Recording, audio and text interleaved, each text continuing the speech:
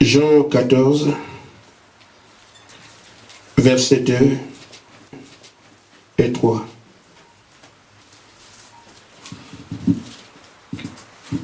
Il y a plusieurs demeures dans la maison de mon Père. Si cela n'était pas, je ne vous l'aurais pas dit. Je vous l'aurais dit, allais-je dire. Je vais vous préparer une place. Et lorsque je m'en serai allé et que je vous aurai préparé une place, je reviendrai et je vous prendrai avec moi, afin que là où je suis, vous y soyez aussi. Amen. Apocalypse 19, versets 7 à 9.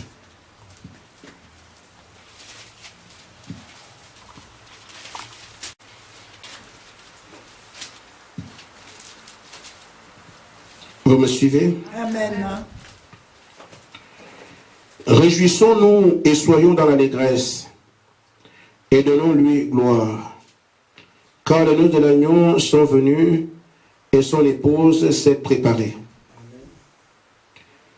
Et il lui a été donné de se revêtir d'un fin lin, éclatant, pur. Car le fin lin, ce sont les œuvres justes des saints.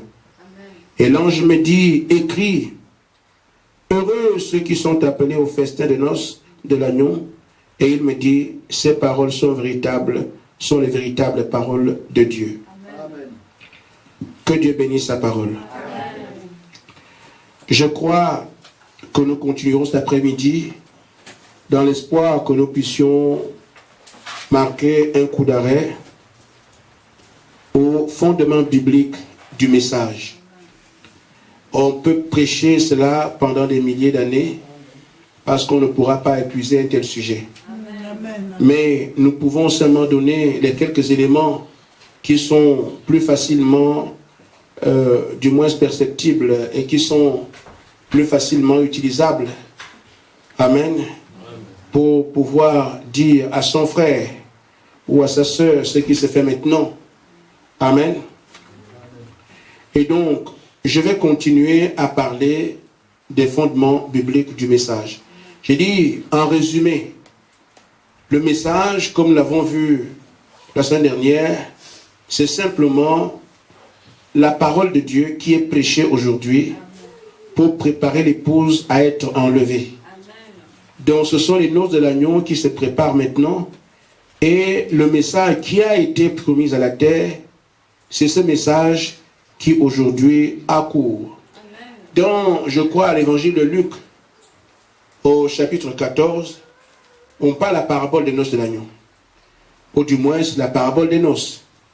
Dans cette parabole, nous voyons qu'effectivement le roi organise un festin. Et il invite des gens à y participer. Et pendant que le festin est prêt, ce n'est pas le roi qui descend lui-même. Il envoie son serviteur, afin qu'il puisse aller prendre qui sont ses invités. Amen. Or, cette parabole liée aux noces, ce n'est pas un fait placé là comme ça. Dieu sait qu'en ce temps-là, il enverrait effectivement un serviteur qui va alerter la terre parce que les noces sont prêts. Amen. Mais maintenant, si les gens disent aujourd'hui, nous voulons Jésus-Christ, nous n'avons plus besoin d'intermédiaire, alors il veut nous dire que Jésus-Christ n'est pas Dieu. Or, le Seigneur Jésus-Christ, c'est le Créateur de toutes choses, c'est lui qui est Dieu. Et c'est lui qui organise le festin. Et il envoie seulement un serviteur pour aller dire à ceux qui peuvent venir qu'il y a des noces qui sont prêts, ils sont donc des convives. Et c'est pour ça que dans l'Apocalypse, j'en vois, on lui décrit, heureux ceux qui prennent part aux noces de l'agneau. C'était une réjouissance telle qu'il n'a jamais paru sur la terre. Et ces réjouissances se font pendant 3 ans et demi. Amen.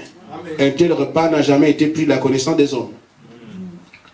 Alors, nous parlons donc de ce message. Non seulement il y a cette parabole qui parle, qui retrace que les noces d'agneau sont précédées par un message prophétique, mais il y a beaucoup de choses, beaucoup de points bibliques qui tournent autour de ça, Amen. Autour du message de la fin.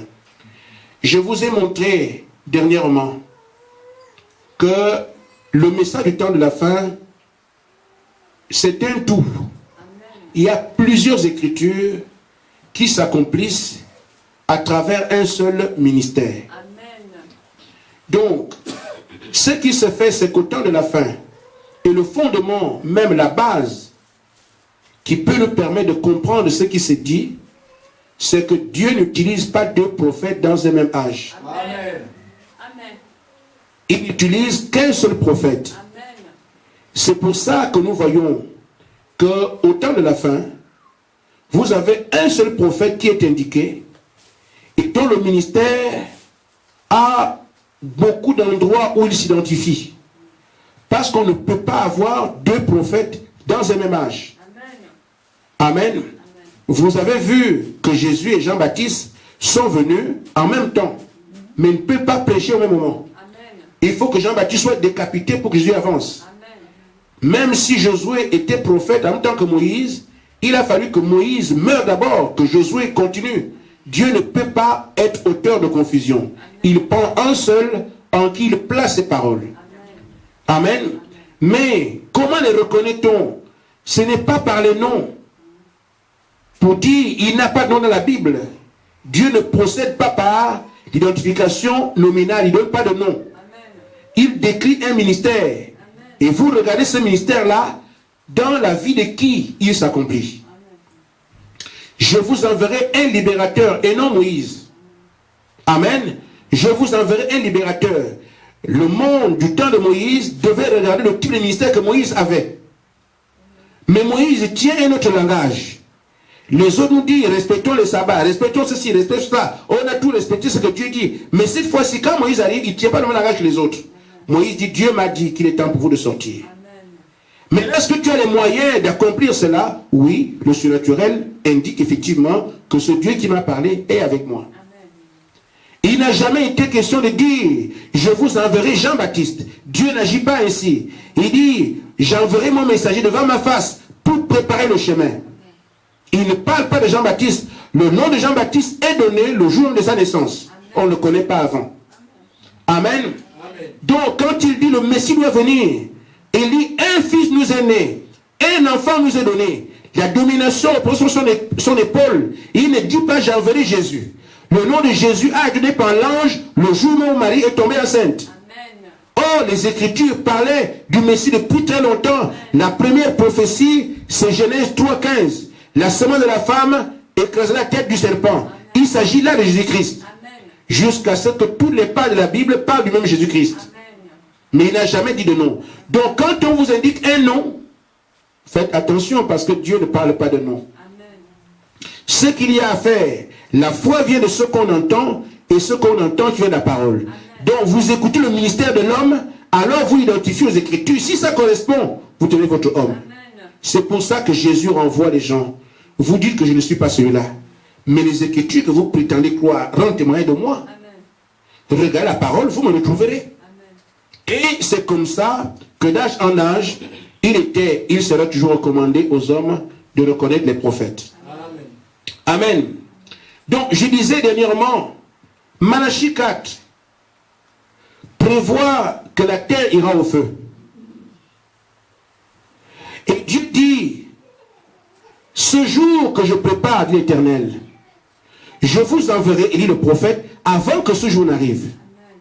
Mais la mission, dit le prophète, en ce temps, c'est de ramener la foi apostolique. Amen. La foi des apôtres qui a été galvaudée d'âge en âge. Et il ramène ça. Ça nous montre effectivement que un prophète doit venir avant la tribulation. Amen. Et ce prophète aura pour ministère la même prédication que Pierre, que Jean, que Jacques. Amen. Donc quand on l'écoutera, on devra identifier qu'est-ce qu'il prêche. Amen. Et on doit le comparer avec le ministère des apôtres pour voir si c'est vraiment lui. C'est pour ça que nous, en parlant du message, nous disons que le message est basé sur Malachie 4. Parce que celui qui est le messager, Frère Branham, a prêché exactement la même chose que Pierre, que Jean, que Jacques, que Paul. Amen. Alors la parole nous oriente à dire, c'est lui le messager, c'est lui le prophète. Et il y a d'autres éléments qui nous permettent de confirmer cela. Mais je ne parle pas spécialement là-dessus aujourd'hui. Amen. Amen. Quand nous voyons Luc 17, 30, j'ai dit le ministère du Fils de l'homme dans Matthieu 24 jusqu'à 26, il est dit que le Fils de l'homme vient comme l'éclair par l'Orient, se monte jusqu'en Occident. C'est donc l'éclair du soleil qui se lève à l'est et se couche à l'ouest. Or, le soleil de justice, c'est le Seigneur Jésus-Christ lui-même. Amen. Donc, son ministère du Fils de l'homme va partir de l'est jusqu'à l'ouest. Mais il sera porté par ces messagers de cette étoile. On commence donc d'Éphèse jusqu'à l'Odyssée. Mais, s'il est vrai que c'est le ministère du Fils de l'homme qui part d'Éphèse jusqu'à l'ouest, amen, la différence qu'il y a avec Luc 17, 30, c'est que là, le Fils de l'homme se révèle. Amen. Amen. C'est ce ministère qui est porté d'à partir de Paul jusqu'à William Branham, en passant par Irénée, Martin, Colomban, Wesley. C'est ce ministère qu'ils portent ainsi. Parce qu'ils n'ont pas eux-mêmes ce ministère-là. Parce qu'ils sont des étoiles qu'il a entre ses mains, qui portent seulement sa lumière. En d'autres termes, il porte son ministère d'âge en âge, jusqu'à l'âge de la Odyssée. Ils n'ont pas de lumière eux-mêmes, mais c'est le ministère de Jésus-Christ que eux, ils vont porter, pas sur les étoiles, reflétant la lumière solaire. Mais, la spécificité de Luc 17, 26 à 30 concerne le temps de la fin. Qu'est-ce que Jésus dit? Il dit, ce qui s'est passé au temps de Noé. Amen. Ce qui s'est passé au temps de Sodome et Gomorrhe, la même chose viendra au temps le Fils de l'homme paraître. Amen. Ou bien se révélera. Amen. Ce ministère a été porté depuis les années 53. Mais quand il va se révéler, c'est dans les conditions de Sodome et Gomorrhe, dans les conditions de Noé. Alors quand nous revoyons aujourd'hui ce qui se passe, ce qui est dans notre jour, Sodome et Gomorrhe, c'était l'homosexualité, l'incrédulité. Et quand nous voyons ça aujourd'hui, c'est ici qu'il nous montre que c'est dans ce temps-là que le Fils de l'homme doit se révéler. Amen. Il doit être exactement ce qui était en Galilée aujourd'hui. Ce sont seulement des poteaux indicateurs. Amen. Ce qui s'est passé au temps de Noé, qu'y avait-il? Il y avait des unions libres. Les femmes qui étaient tellement belles, au point que les filles des hommes, amen, vont prendre, les filles de Dieu vont prendre les filles des hommes. Amen, parce que les femmes étaient tellement belles. Et c'est l'âge de la beauté de la femme aujourd'hui, au point qu'une femme gorille peut devenir n'importe quoi. Amen. Amen. Avec tout ce qu'on a comme chirurgie et autres. Maintenant, frère, il dit, quand vous allez voir cet âge-là, quand vous verrez ce temps-là, en ce temps, le Fils de l'homme paraîtra. Amen. Amen. Alors, ce que notre vécu quotidien nous renseigne que dans ce temps de la fin, on ne peut pas manquer de voir la révélation ou l'apparition du même ministère que Jésus-Christ avait en Galilée. C'est pour ça qu'en regardant ça, ça s'accomplit à travers qui? Nous avons vu Frère Branham discerner les pensées des cœurs, exactement comme Jésus l'a fait. Nous avons vu les paralytiques voir comme au temps de Jésus. Les aveugles voir, les paralytiques marcher, les sourds entendre. Plus que ce qu'il y a et ce qui a été au temps où Jésus dans la chair. Ça nous a montré pleinement, clairement que le ministère du Fils de l'homme a été dévoilé devant nous. Amen. C'est pour ça qu'il a prêché le Dieu puissant dévoilé devant vos yeux. Amen. Donc, en parlant du message, nous pouvons nous appuyer sur Luc 17, 26 à 30, parce que c'est ce qui montre qu'effectivement, le ministère du Fils de l'homme, qui est le ministère de Jésus-Christ, qui était prévu à revenir, nous l'avons vu devant Dieu, devant nos yeux, parce que Frère Branham a manifesté trait pour trait ce ministère puissant que Jésus avait là-bas, multiplié par X. Amen. Amen. Nous parlons aussi d'Apocalypse 10. Pourquoi Apocalypse 10? C'est parce que le livre de ces déceptions était fermé. Et que personne dans le ciel, sur la terre, on en a parlé tout à l'heure, n'avait la possibilité d'ouvrir le livre et d'en rendre les sceaux. Mais c'est l'agneau de Dieu, Jésus-Christ, qui seul est capable d'ouvrir les sceaux.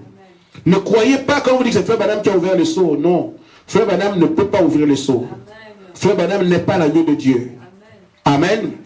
C'est Jésus-Christ qui est l'agneau de Dieu, qui a ouvert les sceaux. Et Frère Branham était seulement celui qui prêche les sceaux.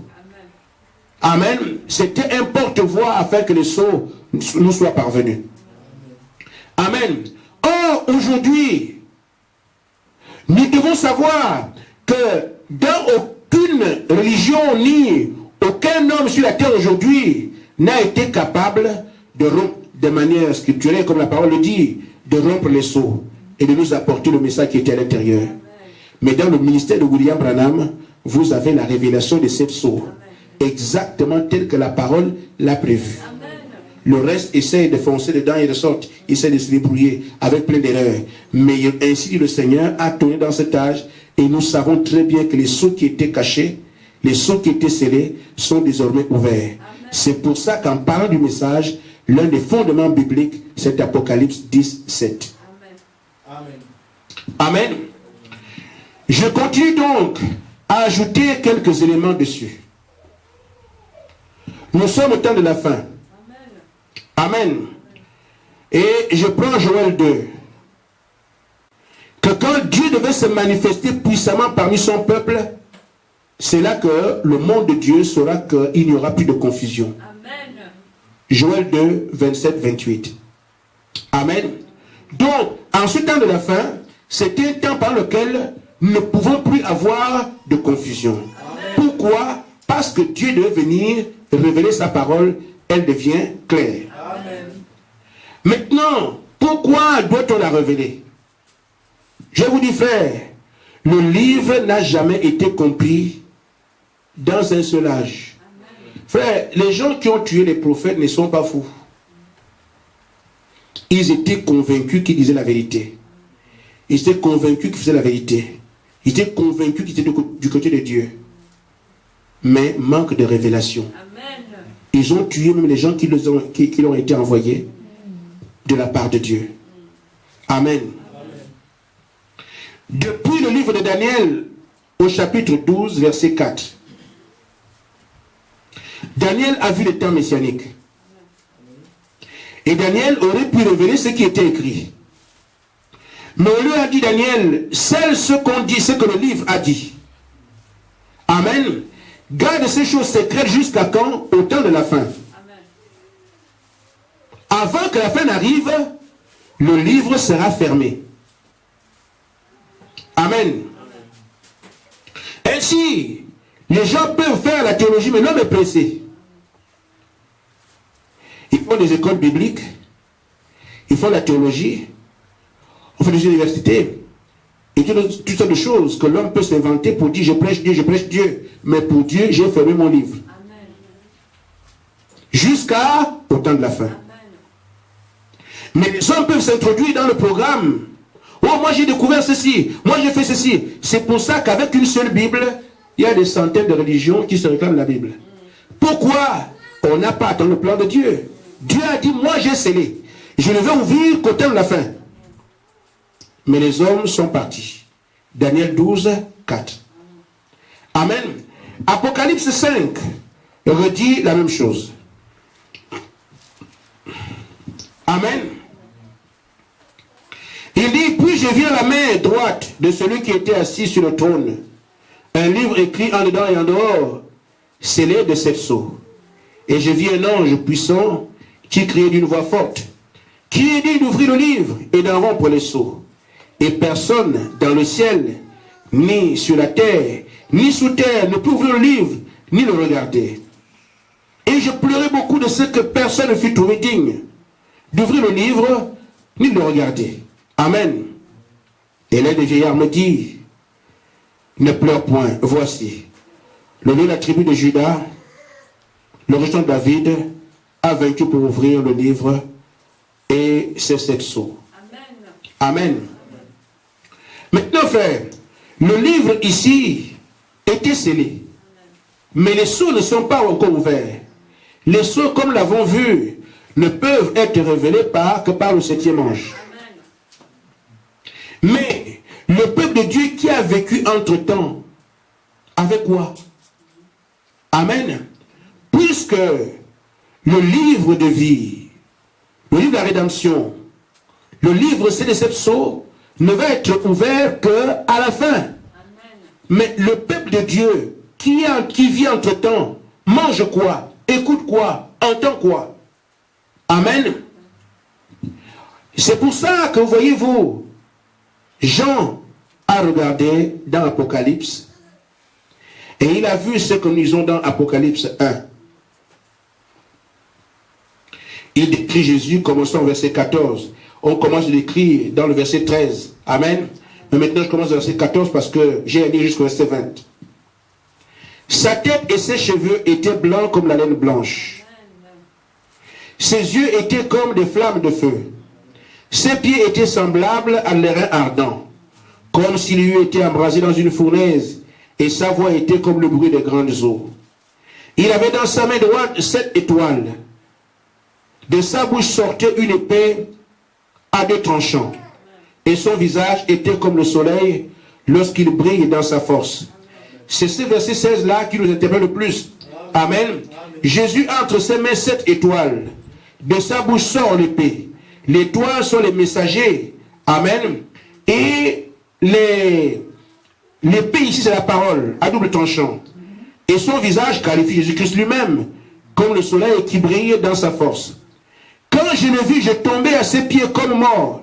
Il posa sur moi sa main droite en disant, ne crains point, je suis le premier et le dernier. Amen. Et le vivant. J'étais mort, le voici, et je suis vivant au siècle des siècles. Amen. Je tiens les clés de la mort et du séjour des morts. Écris donc les choses que tu as vues, et celles qui sont, et celles qui doivent arriver après elles. Amen. Le mystère de cette étoile que tu as vue dans ma main droite, et des 7 chandeliers d'or. Les 7 étoiles sont les anges de cette église. Amen. Et les 7 chandeliers d'or sont les 7 églises. Amen. Amen. Amen. Les anges qui sont ici, ce sont les messagers de Dieu. Amen. Envoyés aux 7 temps bibliques. Amen. Qui viennent après Jésus. Amen. Et donc, les élus du premier temps biblique sont ceux du temps d'Éphèse. On dit écrit à l'ange d'Éphèse. Amen. Voilà. Il envoie donc le messager d'Éphèse. Il lui donne un message. Amen. Jean écrit ça au messager d'Éphèse, à l'ange d'Éphèse. L'ange, c'est l'étoile, mais l'étoile parle à l'église. Donc, quand le messager d'Éphèse prend la parole, il donne à l'église d'Éphèse. Il est bien écrit alors l'église d'Éphèse. Voici ce que dit celui qui tient les 7 étoiles dans sa main droite. Celui qui marche au milieu de 7 chandeliers d'or. C'est qui? C'est Jésus-Christ. Mais il donne son message à qui? À l'ange de l'église d'Éphèse. Ce message parle du verset 22 au verset 7. Ça, c'est la quantité de paroles qui a été réservée à ceux de l'âge d'Éphèse. En attendant que les cieux soient ouverts, ces gens ne mourraient pas de faim sur le plan spirituel. Ils avaient la parole que Dieu leur a réservée. Le temps d'Éphèse avait ici écrit à l'ange d'Éphèse leur évangile ou la parole qui leur était destinée est ici du verset 1 au verset 7. Amen. Alors une fois que l'âge d'Éphèse est fini, amen, les différents messagers et les différents messages étaient déjà prêts. Quand l'âge d'Éphèse termine avec le premier messager qui était Paul, il avait déjà prévu aussi à ceux qui vont vivre après l'âge d'Éphèse, de l'âge de Smyrne, ce qu'ils doivent écouter comme parole. Amen. Et Jean avait déjà ça. Il dit, écrit à l'ange de l'église de Smyrne. Amen. Amen. L'ange de Smyrne, lui, il voit Jésus-Christ d'une autre manière. Il dit, écrit à l'église de Smyrne, voici ce que dit le premier et le dernier, celui qui était mort et qui est revenu à la vie. Amen. Alors la suite, jusqu'au verset 11, c'était ça le message à l'église de Smyrne. Dont nos frères, l'époux de ce temps-là, vivaient par ce message-là. Ils n'étaient pas laissés oisifs. Amen. Amen. Après cela, devait venir ceux de l'église de Pergame. Eux aussi, ils ont un messager. Amen. Ce n'était pas un ange céleste, ce sont les anges terrestres. Amen. Des messagers qui parlent à leurs frères, mais qui prennent la parole du Seigneur, qui parlent à leurs frères. Amen. Amen. Donc, quand le Pergame arrive, on lui dit, on dit à Jean écrit à qui? À l'ange, pas à l'église. Amen. Amen. Écrit à l'église de Pergame, voici ce que dit celui qui a l'épée aiguë à 2 tranchants. Dans chaque âge, Jésus avait une manière de se présenter. Amen. Amen. Et c'est de cette façon-là qu'il conduisait l'église de cet âge-là. Ainsi, si tu es l'église d'Éphèse, tu ne peux pas te dire, je vais croire ce que les gens l'esprit vont croire. Non. Vous devez arriver à prendre l'outil de votre temps pour prendre la vie qui vous a été proposée. C'est pour ça que dans chaque âge, l'église a une qualité de vie. Et cette qualité de vie est fonction de la situation économique, la situation politique, situation sociale, situation spirituelle. Donc, en fonction de ce qu'il voit dans l'âge, il envoie la parole appropriée pour que les élus n'arrivent pas à mourir, mais qu'ils dépassent tout ce qui est dans l'âge et qu'ils soient malgré tout des élus manifestés. En ce qui nous concerne, nous qui sommes dans le dernier âge, Amen, notre message se trouve dans Apocalypse chapitre 3, versets 14 à 22. Nous du 7e âge, le dernier, la Laodicée, il est écrit de nous, voilà ce que dit, écrit alors de l'église de Laodicée, voici ce que dit l'Amen. Amen, c'est dit, c'est fini. Amen. Le témoin fidèle et véritable, le commencement de la création de Dieu. Amen. C'est comme ça que Jésus se présente d'âge dans l'âge de Laodicée. Il décrit cet âge dans lequel nous sommes et il donne les solutions en bas. Ça part du verset 14 au verset 22. Amen. Donc, quand nous parlons de l'âge de Laodicée, c'est du message que nous parlons. Donc, Laodicée, c'est notre temps. Si nous voulons savoir ce qui nous concerne, allons dans la Bible, à partir du verset 14 d'Apocalypse 3 jusqu'au 22, nous pourrons voir là dans lequel nous vivons et qu'est-ce que Dieu a prévu. Ça aussi sont les fondements de notre message. Amen. Levez l'enfant. Amen. Donc, en parlant des fondements du message, nous prenons des fondements bibliques qui permettent aux croyants de savoir ce dans quoi ils se trouvent. C'est pour ça que toujours montré que l'âge de Laodicée est un âge difficile. Pourquoi? Jésus dit, je connais tes œuvres. Je sais que tu n'es ni froid ni bouillant. Puisses-tu être froid ou bouillant, ainsi parce que tu es tiède, je te vomirai de ma bouche. Amen. L'âge de Laodicée, c'est là dans lequel les gens vont confesser Jésus-Christ vivant comme des démons, vivant comme des païens, où la parole pure n'est pas acceptée. La parole est prêchée, ils savent que c'est vrai, mais Dieu comprend, Dieu est amour. Amen. Or, dans cet âge, Dieu dit, j'ai un collier. Je n'accepte pas les chrétiens limitrophes. Je veux tout. Amen. Parce que malheureusement pour cela, c'est dans cet âge que l'Église doit sortir sans tache ni ride. C'est dans l'âge de Laodicée. C'est pour ça qu'il vient lui-même. Il dit, je cogne à la porte. Si quelqu'un m'ouvre, je souperai avec lui. Amen. De quel souper il s'agit? C'est le souper des noces. Amen. Il ne va pas souper avec nous ici. Amen. Parce qu'il dit quand il était ici, je ne boirai plus de cette coupe ici. Il n'y a que là-bas.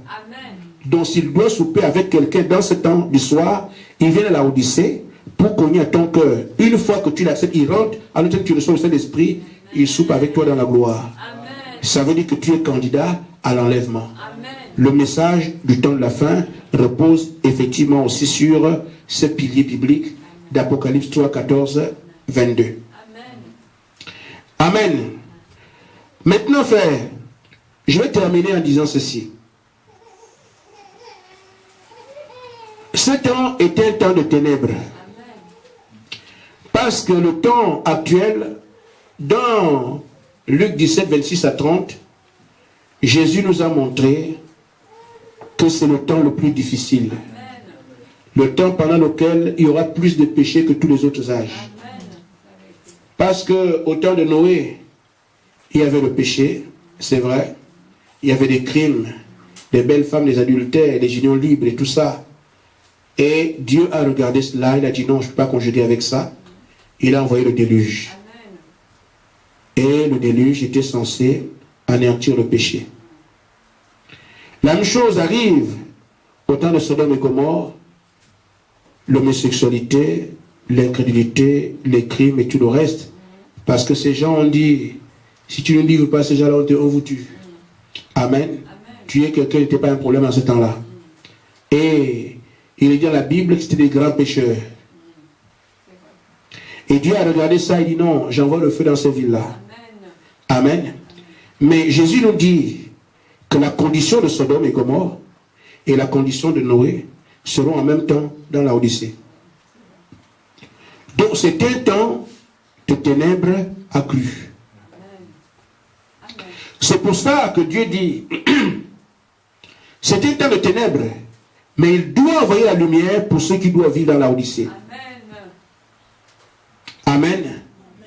C'est pour ça qu'on parle de Zacharie 14, 7. Amen.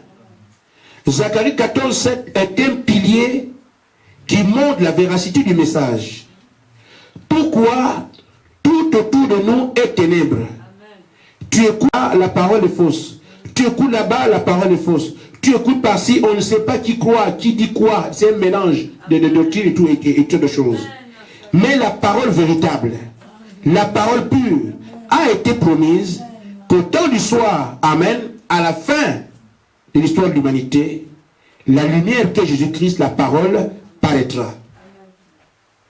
Or, quand cette lumière arrive, c'est grâce à elle qu'on verra la manifestation des fils de lumière, qui sont dans Éphésiens 5.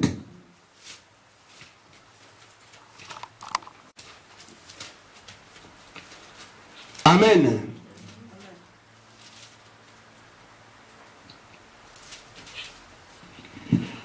L'apôtre Paul dit, verset 6, que personne ne vous séduise par de vains discours, car c'est à cause de ces choses que la colère de Dieu vient sur les fils de la rébellion. N'ayez aucune part avec eux. Amen. Autrefois vous étiez ténèbres, et maintenant vous êtes lumière dans le Seigneur. Amen. Marchez comme des enfants de lumière. Amen. Amen. La lumière vient ainsi pour que les filles de Dieu marchent comme des enfants de lumière. C'est même dans le même verset. Il dit, ne prenez pas point aux œuvres infructueuses des ténèbres, mais plutôt condamnez-les. Amen. Amen. Donc nous sommes là aujourd'hui, frères, pour apporter la condamnation aux choses des ténèbres. Pourquoi? Nous sommes lumière. Car il est honteux de dire ce qu'ils font dans le secret. Mais tout ce qui est condamné est manifesté par la lumière. Amen. La lumière vient donc pour condamner tout ce qui est sale. Les maquillages, les adultères, les homosexualités, les femmes qui s'habillent avec des habits machin, les seins dehors et tout ça, les transparents. La lumière vient pour condamner ces choses-là, les mettre à nu. Amen. Amen. Les pasteurs qui demandent l'argent, des choses comme ça, le message vient pour démonter carrément les ténèbres dans lesquelles le monde religieux est plongé, au point que de ne produire que des croyants, mes figues, mes raisins. Et ils ne sont ni chauds, ni froids, ils sont tièdes. Pourquoi? La parole, c'est vrai, mais la vie qu'il mène témoigne de ce que le Saint-Esprit n'a pas pris place. Amen.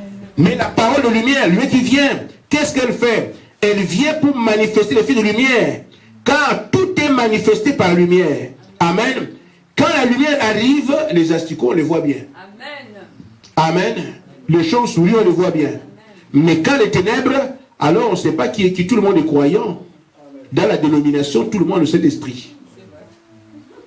Amen. Dans la dénomination, tout le monde ira au ciel. Dans la dénomination, Jésus est mort pour tout le monde. Mais quand tu vois la parole vraie, le message qui vient, vous savez très bien que Jésus n'est pas mort pour ceux qui sont condamnés d'avance. Or, Jude dit, il y a des âmes dont la condamnation est écrite avant la fondation du monde. Amen. Jésus n'est pas mouru pour eux, ils sont quand même condamnés. Amen. Il y a aussi la GN qui est prévue. Il est dit que le diable et sa son équipe iront là-bas. Et nous savons que la semence du serpent qui est sur la terre, les fils du malin, Jésus ne meurt pas pour eux. Amen. Amen. Oh, la dénomination, le monde des religions disent que tout le monde, Jésus est mort à la croix, c'est pour tout le monde. C'est pas pour tout le monde. Jésus est mort pour son épouse. Amen. Amen. Ainsi, il faut qu'il y ait un mélange, il faut qu'on parle, il faut qu'il y ait la confusion. C'est là que le diable se tire d'affaire. Dans la dénomination, dans les religions, tout le monde est sauvé. Et maintenant, ceux qui n'ont pas l'enseignement, la lumière du soir, seront seulement étonnés qu'ils n'ont jamais été sauvés. Déjà, le diable les embrasse. C'est pour ça qu'il fallait que la lumière vienne au temps du soir pour manifester les fils de lumière. Qui sauront qu'on ne prêche pas la parole par un séminaire. Parce qu'on a fait la théologie. Parce qu'on a fait 40 ans d'études de psychologie. On prêche la parole de Dieu après avoir reçu le Saint-Esprit. C'est le modèle biblique. Ils comprendront que non, une femme ne prêche pas la parole. Parce que Paul dit, je ne permets pas à la femme d'enseigner. La femme n'a jamais prêché la parole devant un homme dans l'histoire de la Bible. Mais là ici viendra, bon, tout le monde peut prêcher, tout le monde. C'est le temps de confusion. Amen. On essaie de faire des trafics là-dessus. Il n'y a pas de trafic possible, frère. Nous savons que la Bible a des portions. Il y a la loi et les prophètes. Et le Nouveau Testament, il y a les actes des apôtres, il y a les épîtres. Amen. Quand nous voyons seulement la Bible sans faire des commentaires, on va prendre des portions bibliques qui n'ont rien à ni tête ni queue, parce qu'on veut simplement enfourcher le cheval, même s'il est malade. Amen. Qu'est-ce qu'on voit? On voit dans la loi, c'est Moïse qui a écrit la loi. Amen. Moïse n'était pas une femme. Amen. Amen. Après la loi, on appelle ce livre la loi et les prophètes. Il n'y a pas un prophète femme. Amen. Amen. De Josué, Abdias, Habakkuk et tout le reste étaient des hommes. Amen. Et vous pensez, pendant ces 4000 ans, Dieu n'a pas su qu'il y a des femmes sur la terre. Après, nous avons les 4 évangiles. Amen. Matthieu, Marc, Luc, Jean, il n'y a pas de femmes dedans. Amen. Nous voyons les épîtres. Je n'ai pas encore vu Sidonie ou Henriette. Amen. Nous voyons l'épître de Pierre. Nous voyons Paul, nous voyons Jacques, nous voyons Jude. Nous voyons ce que Jean a écrit. Amen. On ferme les yeux sur ces compartiments bibliques qui montrent comment Dieu a traité le monde. Il y a la loi, il y a les prophètes, il y a le Nouveau Testament qui parle des évangiles, qui parle des épîtres, au reste. On n'a pas vu une seule femme. Parce que Dieu ne savait-il pas qu'il y avait une femme sur la terre. Mais le cœur de la confusion, c'est le diable. Amen. Il dit, mais les femmes qui sont allées au puits, la femme qui est au puits, quand elle a parlé, elle a dit, elle a prêché là, frère. Cette femme a commencé alors à prêcher avant que la commission des apôtres n'arrive. Ça, c'est faux. Amen. Or, pour Jésus, ne peut prêcher que... Il dit, attendez à Jérusalem. Quand le Saint-Esprit viendra sur vous, vous irez. Amen. Ouais, Jésus va dire, celle-là, ça va pas. Elle est allée rendre témoin de ce qu'elle a vécu, comme chacun de vous. Amen. Amen. Amen. On prend des histoires comme ça pour faire croire aux gens qu'elle va me prêcher. Mais si Jésus me guérit, je ne suis pas un prédicateur. Je ne dois pas aller d'abord attendre le Saint-Esprit pour prêcher, pour aller témoigner. Ceux qui ont témoigné de Jésus ont dit ce qu'ils ont eu dans leur vie. Amen. La dame dit, mais un homme a dit tout ce que je suis. Amen. Elle va dire ça aux autres. Ce n'est pas une prédication, c'est un témoignage. Amen. Mais Satan rentre dedans pour dire, non, voyez, elle dit aux gens en cru. Oh frère. Amen. Mais Jésus a dit, quand il envoie des gens, il dit, attendez d'abord que le Saint-Esprit vienne sur vous. Amen. Amen. Et quand il le dit, c'est dans Marc 16, ils ne sont que 11. Les femmes sont allées à la tombe 7. Ils sont venus faire le commentaire de ce que oui, il est ressuscité, c'est vrai. Mais quand ils donnent la commission pour qu'on aille prêcher, c'est dans le livre de Marc. Elles sont venues, elles ont dit, voilà, dans Marc 15, voilà. Ou Marc 16 même. Voilà, on a vu ça. Oui, d'accord. Mais quand il s'est retrouvé avec les 11, c'est là qu'il leur donne la commission de les prêcher. Mais il dit aussi, attendez d'abord que la puissance vienne sur vous. Amen. Si ces femmes ont commencé à prêcher avant, elles étaient les premières à prêcher avant le Saint-Esprit. Or, la commission de Jésus-Christ, c'est qu'on attend d'abord le Saint-Esprit avant de prêcher. Ça aussi, c'est faux. On ne prend pas les ministères au cimetière. Amen. C'est le Saint-Esprit qui prêche à travers les frères. Là, de la confusion. C'est pour ça qu'il fallait que la lumière vienne au temps du soir. Cette lumière que nous avons vient pour balayer les ténèbres qui sont dans les religions, dans les foi que nous avons ici aujourd'hui. Et il fallait que cette lumière vienne. C'est encore le message du temps de la fin. Amen. C'est pour ça qu'on l'appelle le message du temps du soir. Amen. Sur la base de Zacharie 14. Amen. Amen. Maintenant, frère, l'avènement du Fils de l'homme. Malachie 4. Apocalypse 10, Zacharie 14, Daniel 12. Amen. Apocalypse 3, 14, 22. Tous ces points que j'ai relevés, qui sont les fondements de notre message, ne participent qu'à une seule chose. Une seule. Amen. Éphésiens 5, versets 25 à 27. Marie, aimez vos femmes comme Christ a aimé l'Église et s'est livré pour elle, afin de la sanctifier par la parole, toute la parole. Tout ce qu'on vient de citer là, c'est l'unique parole de Dieu qui fait le message. Après l'avoir purifié par le baptême d'eau, afin de faire paraître devant lui une église glorieuse. Amen. Amen. Une église qui manifeste la gloire de Dieu. Amen. La puissance du Saint-Esprit. Sans tache. Amen. Ni rien de semblable. Amen. Mais sainte et irrépréhensible. Amen. Tout ce que nous avons vu par là du message, le but principal, c'est que cette église sorte. Amen. Elle n'aura pas de fausse doctrine. Amen. Qu'est-ce qui fait cela? La lumière qui vient chasser toutes les ténèbres. Amen. Cette église ne sera pas faible. Elle sera une église qui a le collier de Dieu pour voir clair. Parce que Christ lui-même la tient. Une fois qu'il ouvre.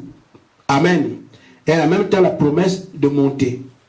Cette église, c'est laquelle? C'est elle qui va conjuguer avec le Messie lui-même, comme au temps de la Bible, les apôtres, Pierre et tout le reste. Pourquoi ils auront vu le même ministère du Fils de l'homme se manifester devant eux, comme on a fait à Pierre, à Jean et les autres. Amen. Amen. Qui sont ces gens-là? Ce sont eux qui vont avoir le même enseignement que les apôtres avaient. Amen. Parce que par le ministère d'Élie, de Malachie 4, ils vont baptiser exactement comme les apôtres ont fait. Ils feront la même chose. Toutes ces manifestations de la parole, l'accomplissement de la parole ainsi démontrée par séquence, ne concourt qu'à une seule chose: sortir cette église, l'épouse parole. Amen. Mais, comme il n'y a qu'un seul prophète au temps de la fin, c'est dans le ministère du seul prophète William Marion Branham que toutes ces écritures se sont accomplies. Amen. Shalom.